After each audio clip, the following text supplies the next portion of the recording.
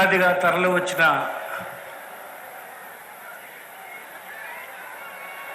పార్టీని నిరంతరం కంటికి రెప్పలా కాపాడుకున్న సహచరులైన మీ అందరికీ పేరు పేరున హృదయపూర్వక నమస్కారం తెలియజేస్తూ ఉన్నాను.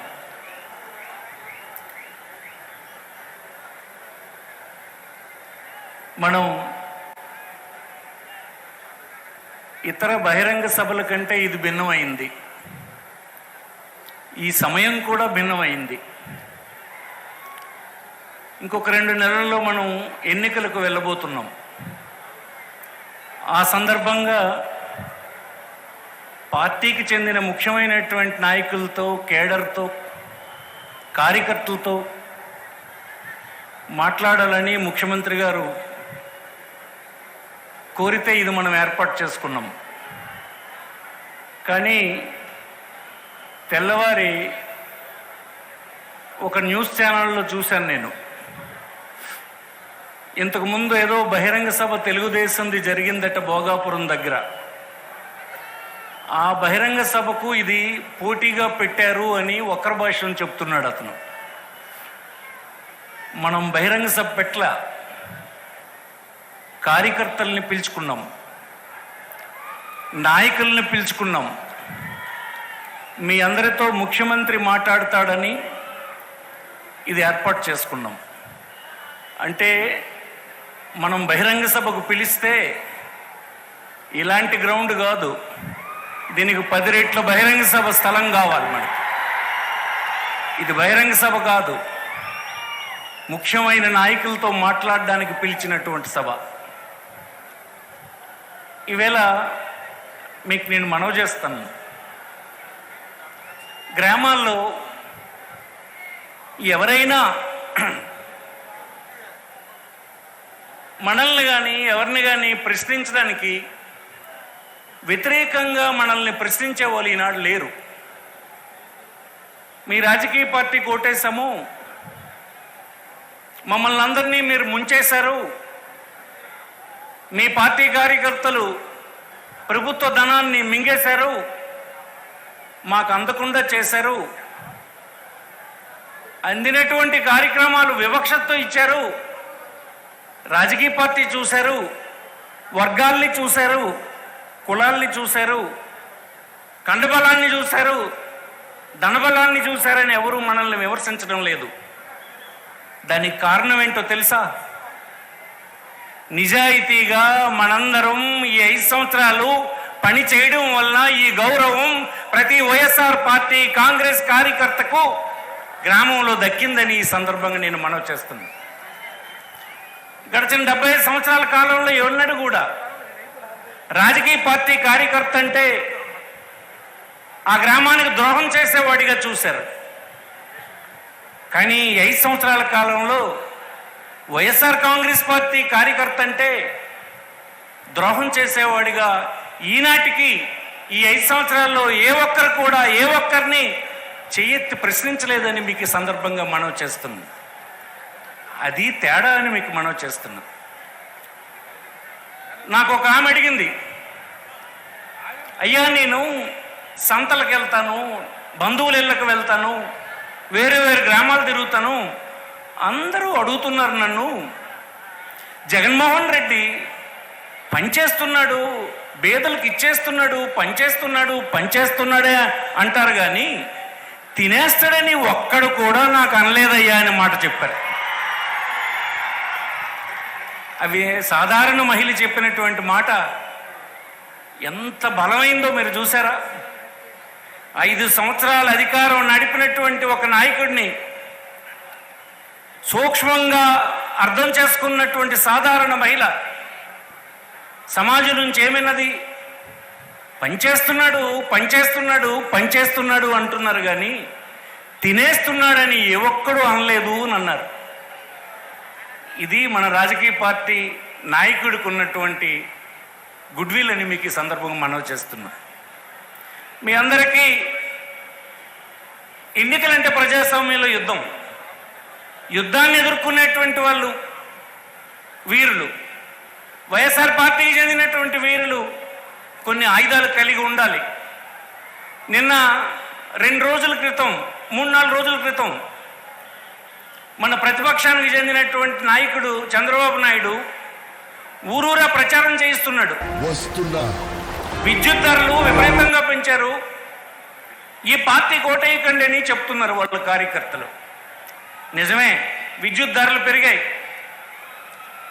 విద్యుత్ ధరలు పెరగడానికి కారణం ప్రజల అవసరాలు తీర్చడానికి, వినియోగదారుల అవసరాలు తీర్చడానికి దేశవ్యాప్తంగా ప్రైవేట్ ఉత్పత్తిదారుల నుంచి కొన్నటువంటి విద్యుత్తుని మనం సరఫరా చేస్తున్నాం. కొన్నటువంటి విద్యుత్ ధరని యథాతథంగా ప్రజల నుంచి మనం వసూలు చేయాల్సి వస్తుంది. గ్రామాన ఇంటింటా వెళ్ళినటువంటి తెలుగుదేశం కార్యకర్తలు విద్యుత్ ధరలు పెరిగినాయని చెప్తున్నారు. 2 రోజుల క్రితం చంద్రబాబు నాయుడు గారు ఏం చెప్పారంటే, ఆయనకు ప్రజలు ఓటేస్తట, ఆయన ప్రభుత్వం మళ్ళీ వస్తట, విద్యుత్ ధరలు పెంచడట. విద్యుత్ ధరలు పెంచకపోవడానికి ఇప్పుడు మనం చేస్తున్న దానికి తేడా ఏంటి చంద్రబాబు గారు అని అడగాలని నేను కోరుతున్నాను మిమ్మల్ని. పెంచడు అంటే ఆయన కూడా తగ్గించడు. దాని అర్థం మీకు అర్థమైందా? పెంచడన్న మాట చాలామందికి అర్థం కాదు. పెంచడం అంటే ఈనాడు ఈ ప్రభుత్వం చేస్తున్నటువంటి ధరలు సమంజసమైనవే అని చెప్పడం కాదా అని అడుగుతున్నాను నేను. నువ్వు తగ్గిస్తావా చెప్పు. అందుకోసం ఈ మాటలకి విలువ లేదని మనం చేస్తున్నాం. ధరలు పెరిగినాయని ప్రచారం చేస్తున్నారు. నూనె ధర, పప్పు ధర, కిరసన్ ధర, ఆ ధర ఈ ధర పెరిగిందంటారు. మీరు అడగండి, ఈ దేశంలో 29 రాష్ట్రాలు ఉన్నాయి. 29 రాష్ట్రాల్లో రకరకాల పార్టీలు ఉన్నాయి. ఒక్కొక్క రాష్ట్రంలో ఒక్కొక్క రాజకీయ పార్టీకి ఇంకొక ముఖ్యమంత్రి ఉన్నారు. ఆంధ్రప్రదేశ్ కంటే కందిపప్పు, నూనె, ఇంకొకటో ఏ రాష్ట్రంలో చవగ్గుందని వచ్చినటువంటి తెలుగుదేశం కార్యకర్తల్ని ప్రశ్నించమని మన అభిమానులకి, ప్రజలకి, పౌరులకి మీరు చెప్పాలని మనం చేస్తున్నాం. దేశంలో అన్ని చోట్ల ఆంధ్రప్రదేశ్లో ఉండే ధరలే ఉన్నాయి. కానీ దేశంలో అన్ని రాష్ట్రాల్లో జగన్మోహన్ రెడ్డి ముఖ్యమంత్రి కాదు, వైఎస్ఆర్ పార్టీ పరిపాలిస్తున్న రాజకీయ పార్టీ కాదు. వారికి ఈ విషయాలు తప్ప ఇతర విషయాలు ఆరోపణలు చేయడానికో, మాట్లాడడానికో, విమర్శించడానికో ఆయుధాలు లేని పరిస్థితిలో ఉన్నారు వాళ్ళు. అందుకోసం ఇట్లాంటి మాటలను చెప్పి నచ్చజెప్పాలని చూస్తున్నారు. మనం ఒక వర్గానికి ఇవ్వలేదని చెప్పడం లేదు, ఈ కార్యక్రమం మంచిది కాదని చెప్పడం లేదు. ఏది మంచిది కాదో చెప్పనండి చంద్రబాబుకి. ఇందులో ఏ కార్యక్రమం మంచిది కాదో చెప్పలేరు, ఎక్కడ అన్యాయం జరిగిందో చెప్పలేరు. మనం ఏ వర్గాన్ని చూడడం లేదు. ప్రజలందరినీ మీరు కోరండి. మా పార్టీ వైఎస్ఆర్ కాంగ్రెస్ పార్టీ మళ్ళీ ఎన్నికల్లో మీ సహాయం కోరడానికి వచ్చినటువంటి పార్టీ. ఎన్నడూ వర్గాలుగా చూడలేదు, పార్టీలను చూడలేదు, ఇంటిపైన ఏ జెండా పెట్టారో చూడలేదు, ఇంతకుముందు ఏ పార్టీకి ఓటేశారో అడగలేదు, రేపు ఏ పార్టీకి ఓటేస్తారని కూడా కండిషన్ పెట్టలేదు. ఆ విధంగా వెల్ఫేర్ స్కీమ్స్ ఇచ్చినాము. మాకు పార్టీలు లేవు. పేదవాళ్ళకి సంబంధించి వారి కన్నీరు తుడడం, ఆకలి తీర్చడమే మా పార్టీ.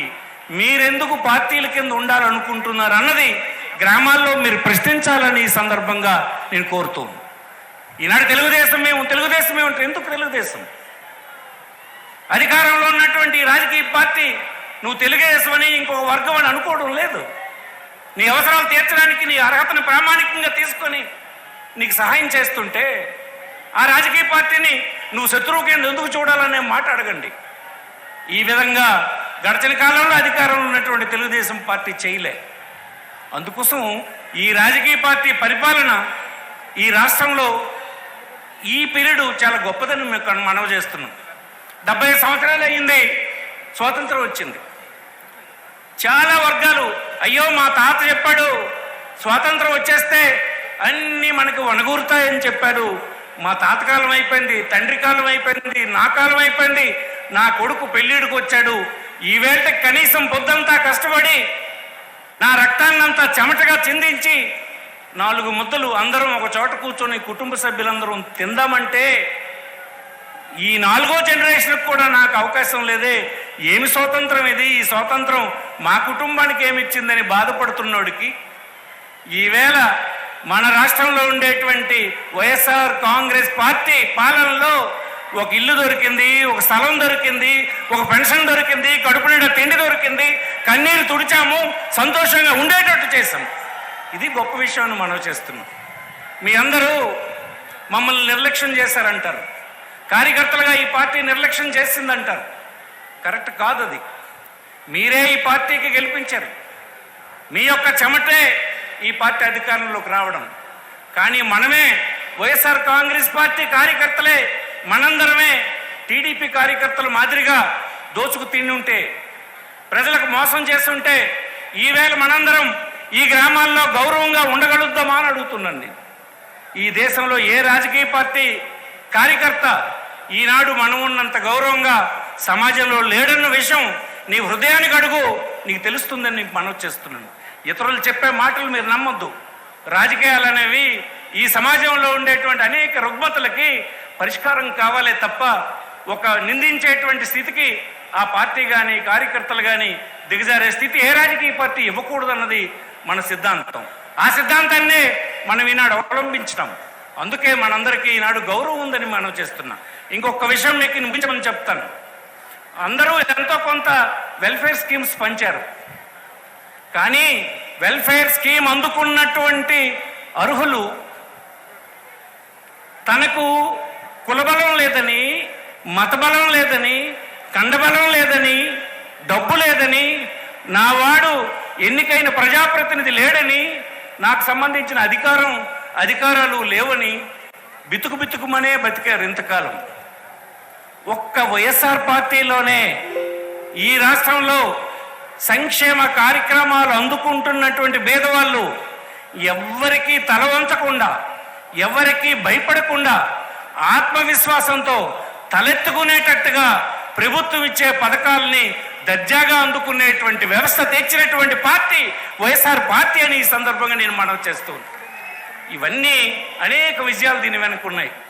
మనం ఈనాడు స్థాపించినటువంటి, మనం ఎస్టాబ్లిష్ చేసినటువంటి అనేకమైనటువంటి పరిపాలన సంస్కరణలు ఇంకే ఒక్కరు కూడా వచ్చినా మార్చలేనటువంటి ప్రొసీజర్స్ని మనం ఎస్టాబ్లిష్ చేసాం, ఆ స్టాండర్డ్స్ని ఎస్టాబ్లిష్ చేసాం. దానికి గర్వపడాలే తప్ప ఎవరూ నిరుత్సాహపడొద్దని ఈ సందర్భంగా నేను మనవి చేస్తున్నాను. ఈవేళ ఎదుర్కోబోతున్నటువంటి ఎన్నికలు ఒక రకమైన ఇది చెప్తుంటారు. అనేక రకాల బలాలు కలిగినటువంటి మన ప్రత్యర్థులు రోజు వైఎస్ఆర్ పార్టీ ఓడిపోతుందన్నట్టుగా టీవీల్లో, మొబైల్లో రకరకాలవన్నీ పెడుతుంటారు. కానీ మీరు ఒక 100 మందిని ప్రశ్నించండి, 100 మందిని ప్రశ్నించండి, 100 మందిలో 60 మంది నేను వైఎస్ఆర్ పార్టీకి ఓటేస్తాను అంటాడు. ఆ 60 మందినే మళ్ళీ మీరు తర్వాత అడగండి, ఏమరా బాబు ఏ పార్టీ గెలుస్తానంటే, ఏమోనండి టీడీపీ గెలుస్తుంది అంటండ్రండి అని అంటాడు. అంటండ్రు కానీ ఓటేసే వాళ్ళు మాత్రం వైఎస్ఆర్ పార్టీకే మెజారిటీ ఓటేసే పరిస్థితి ఉంది ఈనాడు. మీరు అర్థం చేసుకోవాలని మనం చేస్తున్నాం. ఇది కేవలం ఒక రకమైనటువంటి ఒక భావాన్ని కల్పించడానికి ఇలాంటి వార్తలన్నీ స్ప్రెడ్ చేయడం. చాలా రాష్ట్రాల్లో ఒకటి అనుకున్నారు, ఒకటి జరిగింది. మీరు చూసుంటారు. మధ్యప్రదేశ్లో ఏం జరిగింది, పక్కనే ఉన్నటువంటి ఛత్తీస్గఢ్లో ఏం జరిగింది, అక్కడ ఉన్నటువంటి తెలంగాణలో ఏం జరిగింది. ప్రజలు ఎవరితో ఉంటాడో వాడిదే అధికారం. ఈవేళ ఏ 100 మందిని మీరు ఒక బడ్డీ కొట్టు దగ్గర కూర్చొని ఏ పార్టీకి చెందినవాడిగా నువ్వు కానివాడిగా నువ్వు అడుగు, 100 మందిని అడిగితే 55 మంది 60 మంది వైఎస్ఆర్ పార్టీకి ఓటేస్తామంటారు. వాడినే కొంత దూరం పోయిన తర్వాత పిలిచి నువ్వు ఇంకోటి చేత అడిగించు, ఏ పార్టీ గెలుస్తుందనంటే తెలుగుదేశం అని చెప్తాడు, కాకపోతే ఇంకో పార్టీ అని చెప్తాడు. ఎందుకంటే అది వాళ్ళు పుట్టిస్తున్నటువంటి గ్యాసిప్స్. ఓటు మాత్రం వైఎస్ఆర్ పార్టీకి ఉంది. ఇది తేలాలంటే బాక్స్ ఇప్పినాడు ఇతర పార్టీలకి వైఎస్ఆర్ పార్టీ తాలూకు శక్తి ఏంటో, ఈ ప్రజలు చూపించినటువంటి నిజాయితీ ఏంటో, మనం చేసిన సేవ ఏంటో తెలుస్తుందని సందర్భంగా మనవి చేస్తూ, కొద్దిగా విజ్ఞతతో కార్యకర్తలందరూ ఆలోచించి ఈ కార్యక్రమాన్ని 2 నెలల కార్యక్రమాన్ని శ్రద్ధతో ముందుకు తీసుకెళ్లాలని ఈ సందర్భంగా మిమ్మల్ని అందరినీ కోరుకుంటూ, ఏ ఒక్కరిని కించపరిచే ఆలోచన ఉండదు. ఒక పాలకుడు కొన్ని పద్ధతుల్ని 75 సంవత్సరాలకు భిన్నంగా ఎస్టాబ్లిష్ చేయాలంటే కొన్ని సందర్భాల్లో కఠినంగా ఉండి ఆ సంస్కరణలకు శ్రీకారం చుట్టడం జరిగింది. ఆ సంస్కరణల ఫలితాలు రాబో తరాల్లో మన పిల్లలు, మనం పనిచేసిన ప్రాంతాల్లో ఉండే ప్రజలు అందుకుంటారు, వారందరి జీవన ప్రమాణాలు పెరుగుతాయన్నటువంటి మాటని మళ్ళీ మీరు ప్రతిగింట చెప్పాలని, మనకు వారి మద్దతును కూడగట్టాలని ఈ సందర్భంగా మిమ్మల్ని అందరినీ కోరుకుంటూ హృదయపూర్వకంగా ఇంత పెద్ద ఎత్తున ఎక్కడ ఇచ్చాపూర్ నుంచి అటు తుని నుంచి అన్ని ప్రాంతాల నుంచి వచ్చిన కార్యకర్తలందరికీ పేరు పేరున శుభాకాంక్షలు తెలియజేస్తూ సెలవు తీసుకుంటున్నాను. నమస్కారం.